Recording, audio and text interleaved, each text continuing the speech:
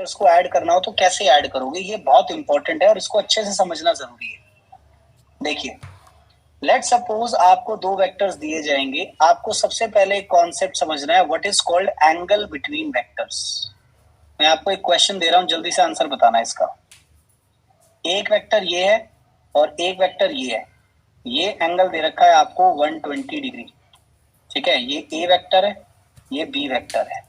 कोई मुझे angle between vectors बताओ, anybody, what is the angle between vectors? Angle between vectors कितना है इस डायग्राम में जो मैंने स्क्रीन पे बनाया है, what is the angle between vectors? 120। Very good Nidhi and Himanshi, answer आ रहा है 60। कैसे सोचा? 120 डिग्री नहीं होना चाहिए, 120 डिग्री नहीं होना चाहिए। क्यों नहीं है 120 डिग्री? 120 डिग्री क्यों नहीं है? Yes, very good. दो वेक्टर्स में एंगल या तो तब लिया जाता है जब टेल टू टेल ज्वाइन हो या फिर हेड टू हेड ज्वाइन होने चाहिए, या फिर हेड टू हेड ज्वाइन होना चाहिए।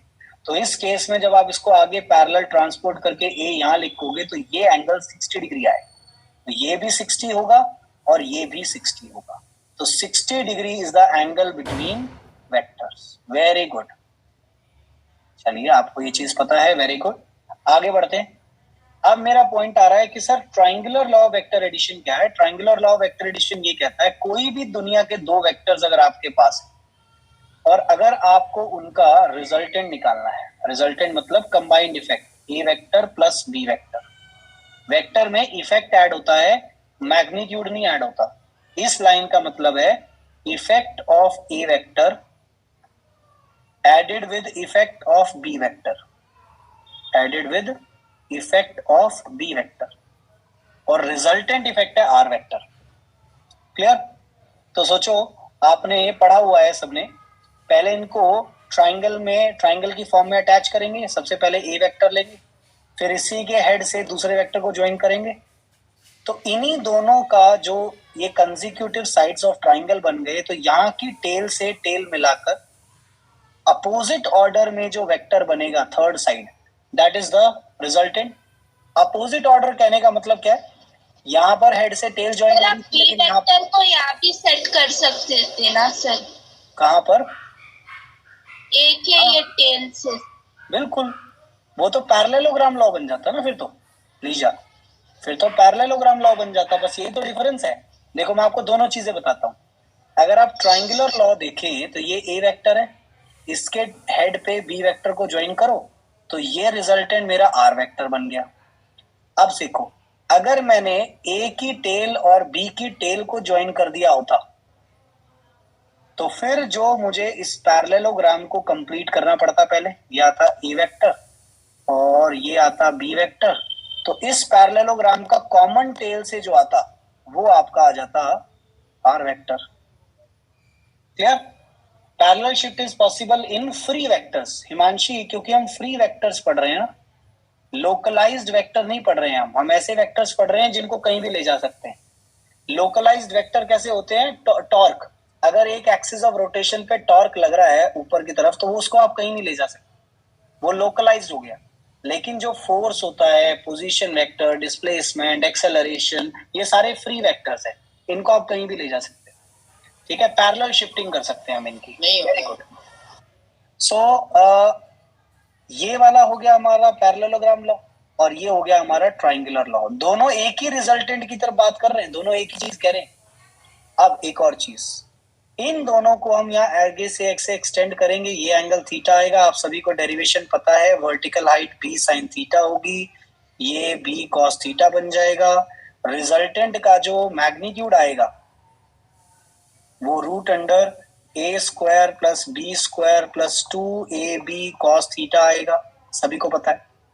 इंपॉर्टेंट चीज क्या है ये समझ लीजिए, इंपॉर्टेंट चीज है angle between R and A and angle between R and B, ये बहुत इंपॉर्टेंट है। तो ये एंगल यहाँ अल्फा हो गया, ये एंगल यहाँ बीटा हो गया। अब समझो एक ट्रिक, अगर मुझे tan अल्फा लिखना है तो आपको पता है ट्राइंगुलर लॉ में सामने दूसरे वेक्टर का साइन थीटा आएगा, नीचे कॉस आएगा, तो b sine theta divided by base तो पूरा बनेगा ना, तो a plus B cos theta. और अगर मुझे tan बीटा लिखना है तो ज्यादा सोचने की जरूरत नहीं है, जहां a है वहां b कर दो, तो a sign theta divided bye b plus a cos theta, बस।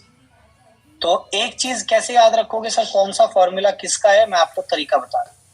अगर डिनोमिनेटर में a पूरा आ रहा है तो ये angle between r vector and a vector है, और नीचे b पूरा आ रहा है तो this is the angle between r vector and b vector, बस ये याद रखें, ठीक है।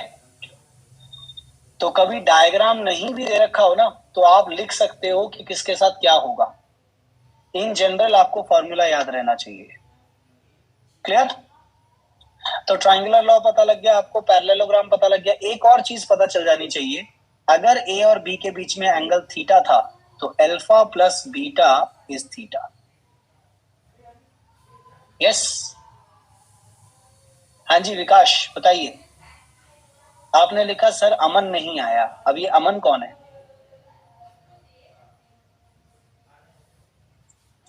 So the most important thing about the triangular law of vector addition की रिजल्टेंट का आपको एक्सप्रेशन क्लियर होना चाहिए कि रिजल्टेंट क्या है। फिर पैरेललोग्राम लॉ के अंदर भी वही चीज है, सेम चीज हमने पढ़ी कि अगर हम एक पैरेललोग्राम को कंप्लीट कर ले तो उसका जो कॉमन डायगोनल आएगा, diagonal that is emerging from this common tail point, that is the resultant. Clear, yes और नो? चलिए, so ultimately you know the result, you know this value. Alpha कैसे निकालेंगे? देखो, अगर आपको कुछ भी नहीं याद, आपसे उसने ये बोला कि आर और ए में एंगल बताओ, तो आपको क्या सोचना है कि tan जो भी एंगल का होगा नीचे ए आएगा, क्योंकि ए के साथ एंगल पूछा है, तो दूसरे का cos थीटा नीचे आएगा, sin थीटा ऊपर आएगा। फॉर्मूला बन गया ऑटोमेटिकली। जिसके भी साथ एंगल निकालना है उसको आप डिनोमिनेटर में पूरा रखो, दूसरे का कॉस नीचे साइन ऊपर, बस। ये डायरेक्ट तरीका है अगर आपको कभी क्वेश्चन करना पड़ जाए तो। क्लियर?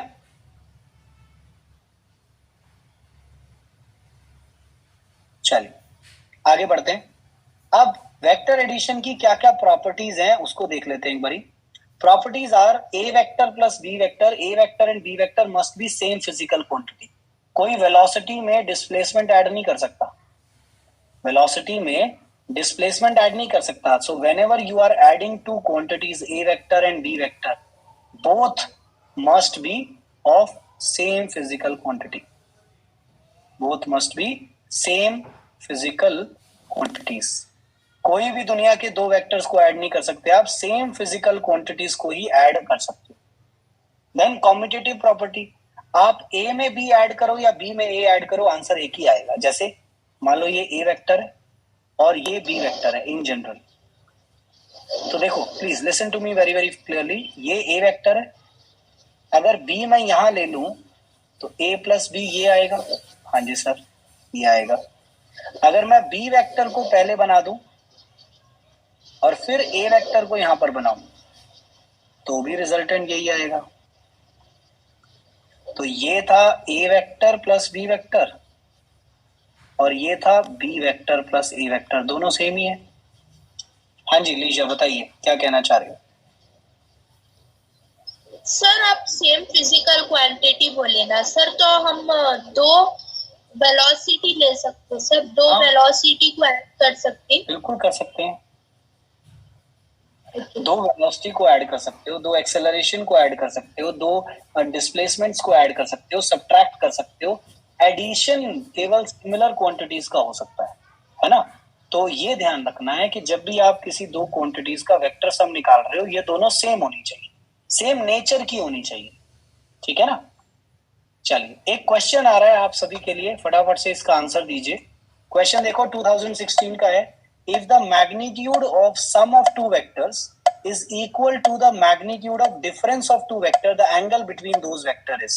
इससे पहले मैं आपको एक चीज बता दूं, मैंने आपको सब्ट्रैक्शन नहीं बताया, तो पहले मैं आपको सब्ट्रैक्शन बता दूं तभी आप उस क्वेश्चन को करिएगा। वेट अ मिनट, आपको एडिशन समझ में आया थोड़ा बहुत? एडिशन में क्या किया हमने, मैं आपको एक आइडिया बता रहा हूँ, डायग्रामेटिकली दोनों चीजें बताऊंगा, एक तरफ एडिशन और एक तरफ सब्ट्रैक्शन।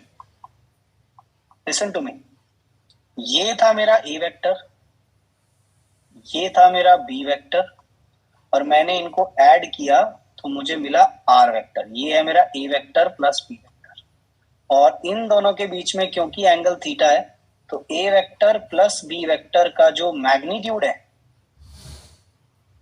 ए वेक्टर प्लस बी वेक्टर का जो मैग्नीट्यूड है, उसकी वैल्यू है A square plus B square plus 2ab cos theta under the